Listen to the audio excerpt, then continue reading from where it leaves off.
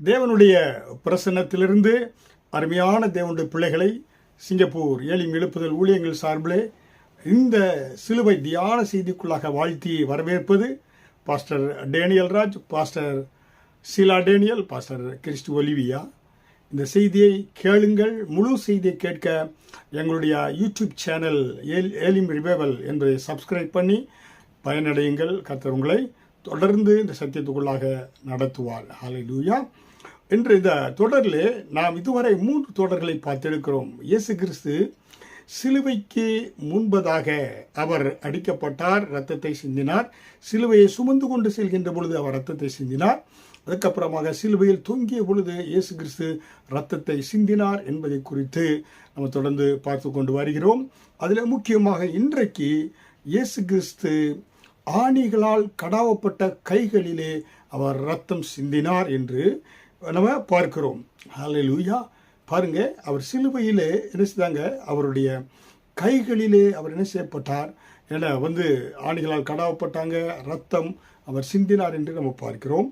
ஏசாயா 49 அதிகாரம் வசனம் 16, ஐசாயா சாப்டர் 49 வெர்ஸ் 16, இதோ என் உள்ளங்கையில் உன்னை வரைந்திருக்கிறேன், உன் மதில்கள் எப்போதும் என் முன் இருக்கிறது. ஹல்லேலூயா. பாருங்க, இயேசு கிறிஸ்து இங்கே அவர் சிலுவையில் அறைவதற்கு முன்பாக தன்னுடைய கைகளை மகிழ்ச்சியோடு கூட சிலுவையில் அறையும்படியாக ஒப்பு கொடுத்தார்.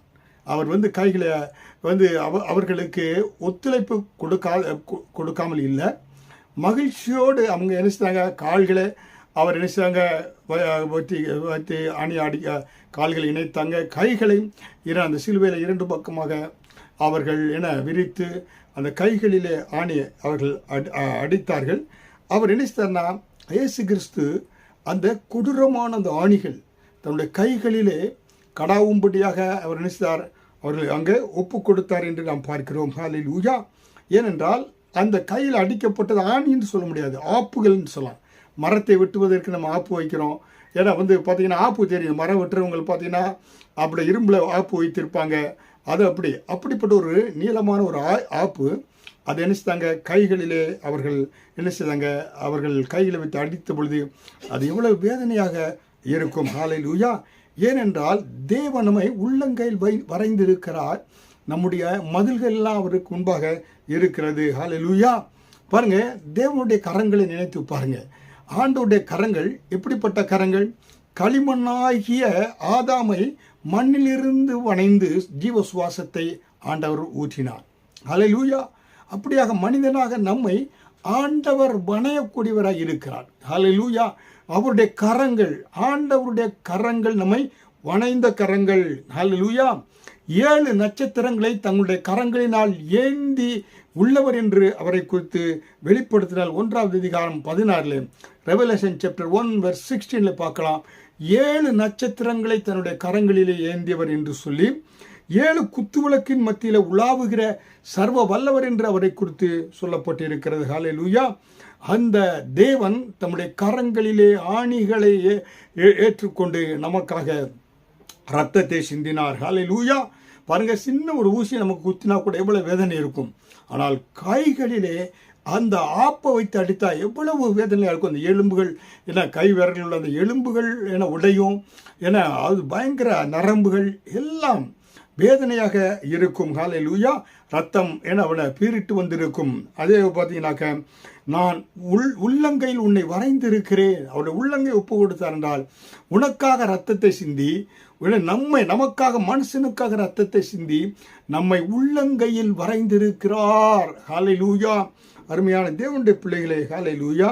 அதனால தான் பார்க்கிறோம், ஏசாயா 41 அதிகாரம் வசனம் 13, உன் தேவனாகிய கர்த்தராக நான் உன் வலது கையை பிடித்து பயப்படாதே, நான் உனக்கு துணை நிற்கிறேன் என்று ஆண்டவர் சொல்லுகிறார். ஏசாயா 41:13, ஐசாயா 41 சாப்டர் 41 வெர்ஸ் 13 அவர் சொல்றார், நான் உள்ளங்கையில் உன்னை என்ன செய்திருக்கிறேன், உன் வலது கையை பிடித்து பயப்படாதே, நான் உனக்கு துணையாக இருக்கிறேன் என்று ஆண்டவர் சொல்கிறார். ஹல்லேலூயா. அது மட்டும் இல்லை, ஓசியா சாப்டர் 11 வெர்ஸ் 8 11 அதிகாரம் 8 வசனத்தில், எப்பிராயிமே நான் உன்னை எப்படி கைவிடுவேன், இஸ்ரவேலை நான் உன்னை எப்படி ஒப்பு கொடுப்பேன். நம்ம ஆண்டவர் கடத்தில் இருப்பதனால அவரை நம்ம கைவிடவே மாட்டார். அதற்காகத்தான் அவர் தன்னுடைய கைகளிலே ஆணிகளல் ஏற்றுக்கொண்டு ரத்தத்தை சிந்தினார். ஹல்லேலூயா. அப்போ பாருங்க, இந்த கைகள் முக்கியமாக எதிர்காலத்தை குறிக்கக்கூடியதாக இருக்கிறது. நம்ம புறஜாதி மார்க்கத்தில் பார்க்கலாம். ஜோசியர்காரங்கிட்ட கொடுப்பட்ட கைகளை போய் என்ன செய்வாங்க, காண்பித்து ஏன்னா ரேகை பார்க்குறவன் எல்லாத்தையும் எதிர்காலம் எப்படி இருக்கிறது என்று ஏன்னா கேட்பாங்க. ஆனால் நம்முடைய எதிர்காலம் என்னன்னா, நம்முடைய கரங்களிலே கர்த்தர் நம்முடைய உள்ளங்கையில் மறைந்திருக்கிறார். தேவனுடைய பிள்ளைகளுக்கு நம்ம யார்ட்டுமே கையை காட்ட தேவையில்லை. நமக்காக ஒருவர் கைகளை நீட்டி ஆணிகளால் கடாவப்பட்டு ரத்தத்தை சிந்தி அவருடைய பிள்ளையாய் ஆண்டவர் மாற்றி இருக்கிறார். ஹல்லேலூயா. நம்முடைய எதிர்காலம் அவருடைய கரங்களில் இருக்கிறது. நம்முடைய மதிலெல்லாம் அவருடைய கரங்களில் இருக்கிறது. நான் உன்னை கைவிட மாட்டேன், உன்னோடு இருக்கிறேன் என்று கரத்தை பிடித்து ஆண்டவர் நினைக்கிறாரு. நமக்கு ஆறுதல் கொடுக்கக்கூடியவராக இருக்கிறார். உறுதியாக அவருடைய கரங்கள் நம்மை பிடித்து கொண்டு இருக்கிறது. ஹல்லேலூயா. அப்போ அருமையான தேவனுடைய பிள்ளைகளே, அப்போ பார்த்தீங்கன்னா ஒரு தேவன், அதாவது பாவத்தின் சம்பளம் மரணம், பாவம் செய்கிற ஆத்மா சாகவே சாகும். அப்படி இருக்கின்ற பொழுது மனிதன் சாக வேண்டிய அந்த இடத்துல மனுஷகுமாரனாய் இயேசு நமக்காக மரித்து நம்ம என்ன செய்கிறார், நான் உன்னை விட்டு கைவிடுவதும் இல்லை, உன்னை விட்டு விலகுவதும் இல்லை என்று ஆண்டவர் சொல்லுகிறார். ஹல்லேலூயா. அருமையான தேவனுடைய பிள்ளைகளே, பாருங்க, ஒரு தான் தமிழ்நாட்டில் சென்னையில் மூர் மார்க்கெட் என்ற இடத்துல ஒரு தகப்பன் ஒரு மகனை கூப்பிட்டு கொண்டே சென்றார். அந்த காலத்தில் இருக்குது சென்ட்ரல் ரயில்வே ஸ்டேஷன் பக்கத்தில். அங்கே போகும்போது பார்த்தீங்கன்னா நிறைய அங்கே பொருட்கள், வெளிநாட்டு பொருட்கள், சிறு பிள்ளைகளுக்கு லைட்டு, அது இது நிறைய பொம்மைகள் இருக்கும். இந்த பையன் என்ன செய்யணாக்கா, அப்பா என்ன சொன்னார், என்ன பிடிச்சி வாடா அப்படின்னு சொல்லும்போது அப்பா பிடிச்சிக்கிட்டே போகும்போது அங்கே இந்த பொருட்கள் லைட்களை பார்க்கும்போது விட்டுட்டான். அப்பா போயிட்டாரு. அப்போ என்னடா பையனை கண்ணு திரும்பி வந்துட்டே என்ன பிடிச்சிக்கோடா, விட்டுறாதடா அப்படின்னு சொன்னார். அப்படியே போயிட்டு திரும்பி அவன் மிஸ் ஆகிட்டான். திரும்பி அப்பா அவனை பிடிச்சி, டே எனக்கு புத்தி இல்லை, இப்போ நான் என்ன செய்ய, ஒன்று என்ன பிடிச்சிக்கோன்னு சொன்னேன், என் கையை பிடிச்சி வந்த, அதே போல் நீ என்னுடைய பேன்ஸை பிடிச்சிட்டு கூட வந்த, ஆனால் நீ என்ன செய்ய அங்கங்கே பார்க்கும்போது விட்டு விட்டாய். இப்பொழுது நான் என் கரத்தாலே உன் கையை நான் பிடித்துக் கொள்கிறேன்.